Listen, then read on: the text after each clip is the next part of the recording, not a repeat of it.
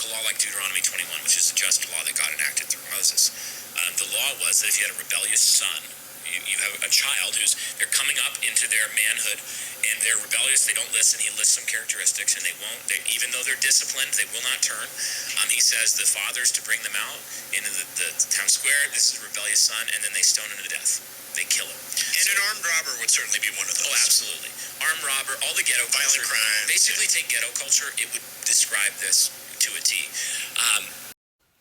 Ghetto culture would describe it to the T. I mean, that's why it'd be kind of hard to get into religion. You know, I'm spiritual. This is, I believe that, you know, we all are created equal, yada, yada, and things like that. But But one of the points of utility for it is for black people who do not embody that culture to repudiate it, hate it, and also for policymakers to make the kind of political movements and in terms of law and order that would usher in the change over time of that culture. Our culture. What about your culture? Like, you just go skip all over the facts about you now. Robbery, kidnapping, essay. Right? Why are you worried about our culture? Now you should really hear what he's about to say next.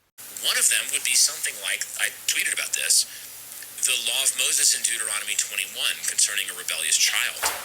If 5 to 6% of black, I think it's something like 5% of black males are murderers.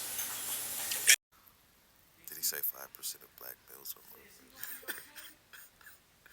There are 20 million black males here in America. 20 million. What's 5% of that? Like, why lie? And this dude is supposed to be a pastor, allegedly. Yeah, 5% of young Africans are committing the bulk of the murders. So if you had 100 black men in America, even just I think specifically, if you had 100 black men in a room, 5 of them would have committed murder. So after making a bunch of false claims, he's now trying to use false data to back up those claims. But this is an easy thing to demonstrate to be false. And again, it's just showing that MAGA cannot math. So let's look at some data.